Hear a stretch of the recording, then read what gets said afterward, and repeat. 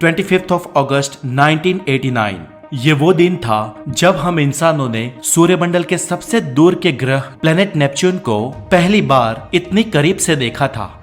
ये ग्रह जब हमारी पृथ्वी से सबसे करीब होता है तब हमसे इसकी दूरी 4 अरब 30 करोड़ किलोमीटर होती है और सूरज से इसकी दूरी 4 अरब 47 करोड़ किलोमीटर है। लेकिन 1989 में नासा का वॉयेजर 2 स्पेसक्राफ्ट जब इस ग्रह के सबसे करीब गया तब वॉयेजर से इसकी दूरी सिर्फ 3000 किलोमीटर ही थी और वॉयेजर ने प्लेनेट नेपच्यून के नॉर्थ पोल के ऊपर से फ्लाई बाय करते वक्त इस ग्रह की सबसे नजदीकी तस्वीरें हमको भेजी, जिन्हें आप इस वीडियो में देख रहे हो। हालांकि दोस्तों नेपच्यून को उर्बिन, जॉन गोटाफेल्ड एंड जॉन एडम्स ने सन 1846 में ही खोज निकाला था। और दोस्तों आपको जानकर हैरानी होगी कि नेपच्यून हमारे सोलर सिस्टम का एक ऐसा पहला ग्रह था जिसके अस्तित्व की भविष्यवाणी वैज्ञानिकों ने उससे खोजे जाने से पहले ही मैथमेटिकल प्रेडिक्शंस के आधार पर कर ली थी। ये तब हुआ जब प्लेनेट यूरेनस की परिक्रमा में कुछ अजीब गड़बड़ी पाई गई, जिसका अर्थ बस यही हो सकता था कि कोई अज्ञात पड़ोसी ग्रह यूरेनस की ग्रेविटी पर प्रभाव डाल रहा है। और इस तरह हमने नेपच्यून का प्रेडिक्शन करके उसे इसी आधार पर खोज निकाला। ये ग्रह भी दोस्तों हमारे सूर्यमंडल के 4 गैसो प्लेनेट में से एक है और यहाँ पर भी सरफेस नहीं है और इस ग्रह के चारों ओर भी गैस के बादल ही बादल है।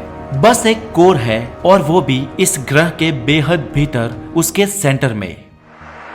तो दोस्तों चलिए अब हम प्लेनेट नेपच्यून के भीतर चलते हैं। सूरज से इतनी दूर और इस ग्रह के पास जाते ही पूरी दुनिया बदल सी जाती है। सूरज से बहुत दूर होने के कारण यहाँ का तापमान करीब -214 डिग्री सेल्सियस होता है।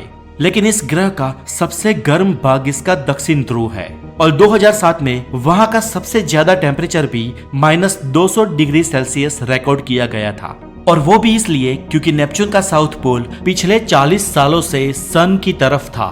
दोस्तों सूरज से बहुत दूर होने के कारण इस ग्रह पर सूरज बहुत ही छोटा दिखाई देता है। सूरज की किरणें भी यहाँ पर बहुत कम पहुँचती है, इसलिए हल्की रोशनी और अंधेरा ही दिखाई देगा। नेपच्यून को सूरज का एक चक्कर लगाने में 165 साल लगते हैं और इसका एक दिन पृथ्वी के 16 घंटे और 6 मिनट का होता है।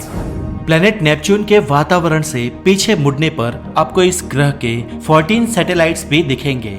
और फ्रेंड सैटर्न की तरह इस ग्रह के भी छल्ले यानी कि रिंग है, लेकिन ये बहुत ही पतली है, इसलिए हमें ये नजर नहीं आती। नेपच्यून के अंदर डाइव लगाने पर यहाँ पर हमें मालूम होगा कि इस ग्रह पे बहुत ही बड़े बवंडर और तूफान उठते हैं।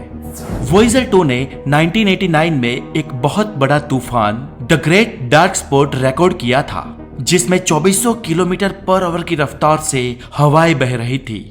लेकिन ये तूफान बहुत ही जल्द खत्म हो गया, जिसकी पुष्टि हबल स्पेस टेलीस्कोप ने 1994 में की थी।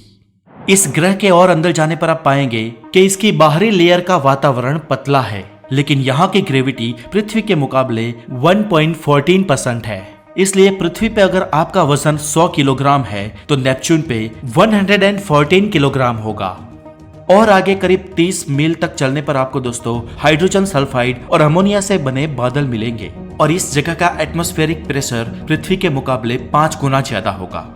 जैसे जैसे आप और अंदर जाएंगे तापमान और एटमॉस्फेरिक प्रेशर दोनों बढ़ते जाएंगे और ऐसे करीब 4000 मील तक इस ग्रह के अंदर जाने पर आपको करीब 1000 डिग्री सेल्सियस तापमान का सामना करना पड़ेगा।